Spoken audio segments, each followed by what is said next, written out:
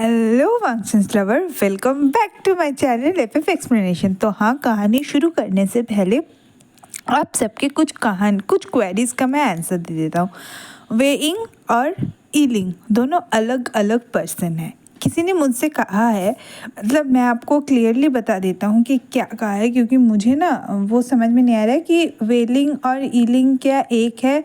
नहीं तो कहानी का कुछ भी बताइए, स्टोरी शुरू कर दी पर ऊपर से जा रहा है, मतलब उसको स्टोरी समझ में नहीं आ रहा है। तो मैं स्टोरी का ना थोड़ा ब्रीफली एक्सप्लेनेशन दे देता हूँ। बाओशन सेरेन का शिष्य जो है वो ईलिंग है। उसका पूरा नाम ईलिंग पेट्रियाट है। वो ब्यूरल माउंट्स में रहता है। वो 6 साल से बाओशन सेरेन के साथ था, पर बाओशन सेरेन के साथ रहने के बाद वो अभी ब्यूरल माउंट्स में 1 सालों से रह रहा है वेन फैमिली के साथ, ठीक है। और वांग जी के साथ ऑलरेडी वेवूशियन रहता है। वेवूशियन मतलब वेइंग, ठीक है, वेइंग रहता है। और उन दोनों का मतलब 4 जो हमारे अनटेम्प्ट में कबीला था वही कबीले है। विन कबीले ने बहुत गड़बड़ी मचाई थी, तो हमारा वेवूशियन और हमारा वांगजी मिलके उन लोगों को ख़त्म किया था।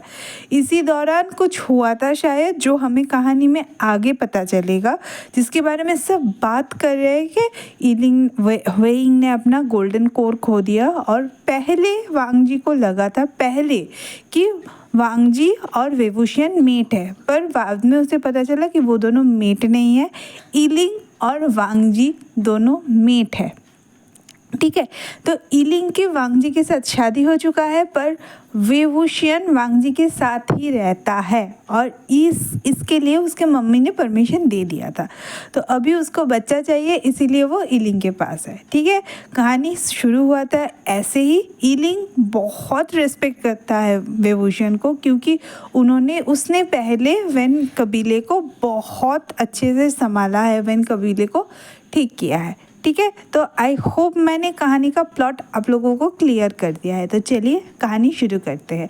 और हाँ, बता दूं कि माय फर्स्ट लव का पार्ट कल आएगा, क्योंकि आज मैं रात को रिकॉर्डिंग करती हूँ। मतलब जो आज आप लोग सुनेंगे, संडे को जो सुनेंगे, वो मैं सैटरडे नाइट को रिकॉर्डिंग किया था।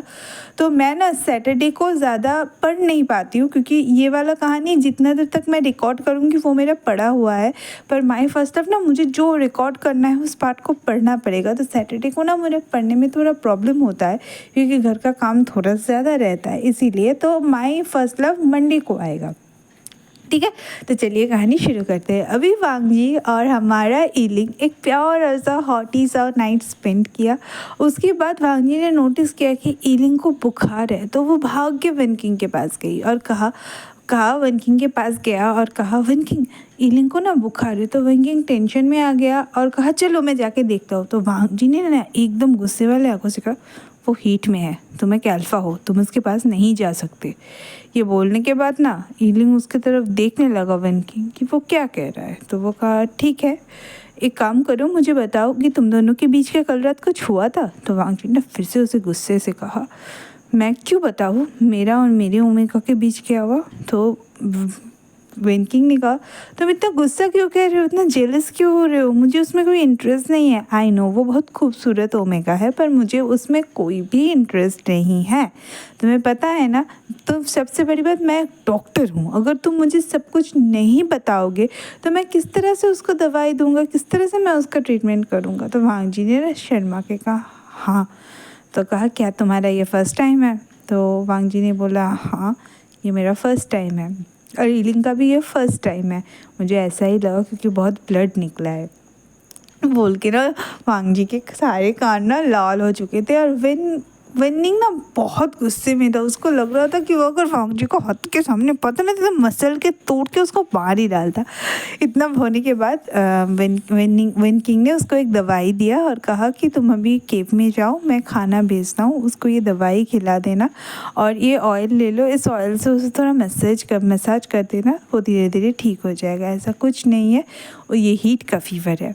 और धीरे धीरे इस तरह से 4 दिन बीत गए और 4 दिन ना वांग जी ईलिंग का पूरा ख्याल रखता था, उसके साथ प्यार करता था, उसको केयर करता था। एक अल्फ़ा होने का ना एकदम पूरा उसने मतलब एक फ़र्ज़ निभाया था और पूरा ईलिंग का बहुत अच्छी तरह से ख्याल रखा था।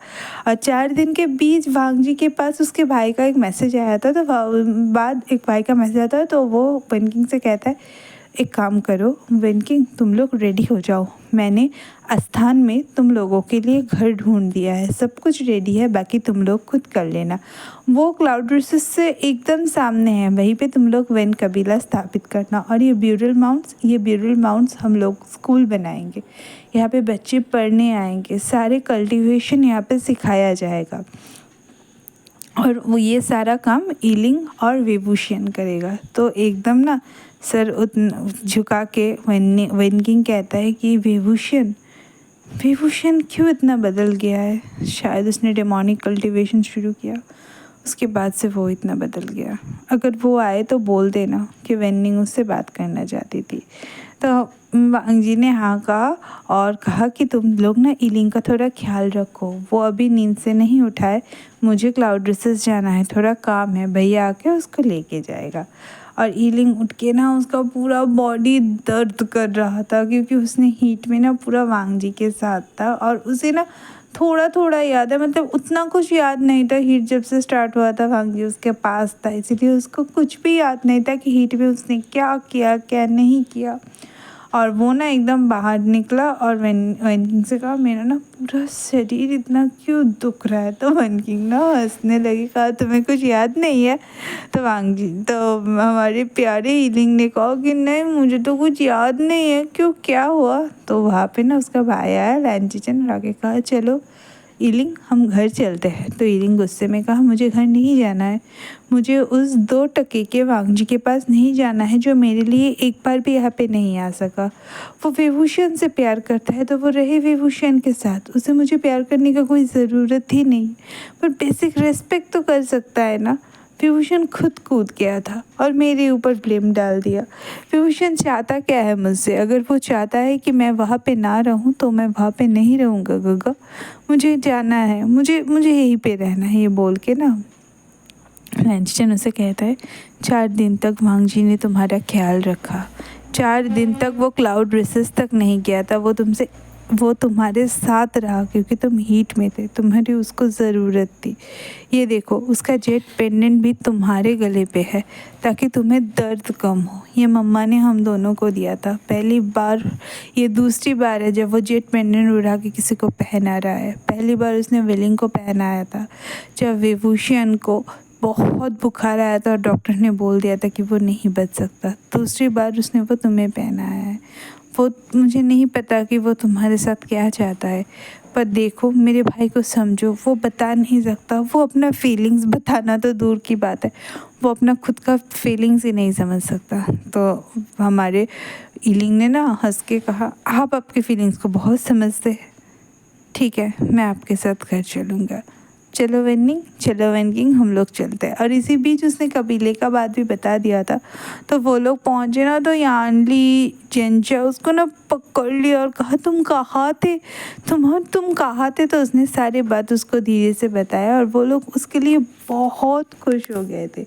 और एकदम ना चिचन को मतलब जेंचा को ईलिंग जाए कहता है क्या तुम्हें चिचन से शादी करना है, चिचन गगा से? तो जेंचा ना उसकी तरफ देखने लगा और ईलिंग ने ना उसके कान में कुछ पिस करके कहा। उसके बाद वो दोनों एकदम पहाड़ में जाके बैठ गए, एकदम मूड से बैठ गए। 2-3 दिन बाद ईलिंग अकेला बैठा था और वहाँ पे ना लैंचिचन आता है और कहता है अभी तक जेंचा नहीं आया है तुम्हारे पास, क्या हुआ है? तो ईलिंग बोलने लगा वो तो नहीं आएगा क्योंकि वो पैकिंग कर रहा है। तो चिचन ने कहा क्यों पैकिंग क्यों कर रहा है? तो हमारे ईलिंग ने कहा क्योंकि वो कल वन किंग से शादी करने जा रहा है। तो चिचन ना एकदम स्टॉप हो गया और कहता है वो जेंचा से मतलब मुझे समझ में नहीं आया। तो ईलिंग ने कहा एक्चुअली में ना वन किंग उससे बहुत प्यार करता है, और वन किंग तो एक अल्फा है, वो हमारे जिचैन का, हमारे भैया का ख्याल, वो इस बीच ना उसका एकदम पूरा बॉन्डिंग बन चुका था, तो उसे भैया कहता था, बड़े भैया जिनचा को। तो कहता है कि वो हमारे जिनचा का ख्याल, बड़े भैया का ख्याल अच्छी तरह से रख सकता है। और वन किंग का अभी तो वो वन फैमिली का हेड बन चुका है, और लोटस को में मैंने सुना है मैडम यू जिनचा को ही हेड बनाएंगे, तो दोनों कबीला उन दोनों का हो जाएगा। वो बहुत प्यार करता है उससे, और इससे क्या होगा, वन कबीला भी आगे बढ़ सकता है। मुझे तो अच्छा लगा कि उसने इतना बड़ा डिसीजन ले लिया। तो चिचैन कहता है वो मुझको छोड़ के, तो एकदम ना चिचैन को ईलिंग कहता है वो आपको छोड़ के जा रहा है, कहाँ पे, आपने उसे पकड़ा हुआ है क्या, अपने प्यार को पकड़िए गगा, अपने प्यार को पकड़िए। तो चिचैन उसको रोते हुए कहता है एक बार क्लाउड रेसेस में मैं डूब गया था, मुझे बचाने वाला कोई और नहीं, जिन जिशवान, जिन कुआंशा था। जिन कुआंशा को मैंने प्रॉमिस किया था कि मैं हमेशा उसका ख्याल रखूँगा, उसका प्रोटेक्ट करूँगा। मैं कैसे जिनचा के साथ शादी कर सकता हूँ, तुम बताओ, मैं कैसे जिनचा के साथ शादी कर सकता हूँ। पर मैं शादी नहीं कर रहा हूँ, इसका मतलब ऐसा नहीं था कि वो शादी कर लेगा, वो नहीं कर सकता, वो मेरा मेट है, वो किसी और से शादी नहीं कर सकता। तो हमारे ईलिंग ने ना उसको समझाया कि भैया आप उसका ख्याल रखेंगे, कहा था, खुद मर के तो आप उसका ख्याल नहीं रख सकते, तो एक काम कीजिए, उसे छोटी छोटी हर्ट होने दीजिए, ताकि बड़ा किसी हर्ट से ना वो बच जाए। उसे हर्ट होने दीजिए। आप एक काम कीजिए, आप जिशवान को बता दीजिए, जिन जिशवान को, कि आप चिचैन से प्यार करते हैं, आप जिनसा से प्यार करते हैं, पर आप तो उसको पकड़ के रखेंगे, खुद भी दुखी रहेंगे। अगर आप दुखी रहेंगे तो क्या वो खुश रह पाएगा। ये बोल के ना वहाँ से ईलिंग उठ के चला जाता है, और जिनचैन वहाँ पे बस बैठा हुआ रहता है, और दूर से कहीं से ना जिनचा ये सब देख रहा था। तो चलो आज की कहानी मैं यहीं पे ख़त्म करती हूँ। कल देखते हैं क्या होता है जिनचा के साथ, जिनचा जाता है या नहीं जाता है, तो ठीक है। और हाँ, मैंने शायद प्लॉट पूरा समझा दिया है, आप लोगों को समझ में आ गया। अगर समझ में नहीं आ रहा है तो प्लीज़ आप लोग ना मेरे को कमेंट कीजिए, मैं नेक्स्ट जब मिसमैच का पार्ट बताऊंगी तब आज का कहानी पूरा एकदम आप लोगों को डिटेल्स में नहीं, थोड़ा थोड़ा करके बता दूंगी।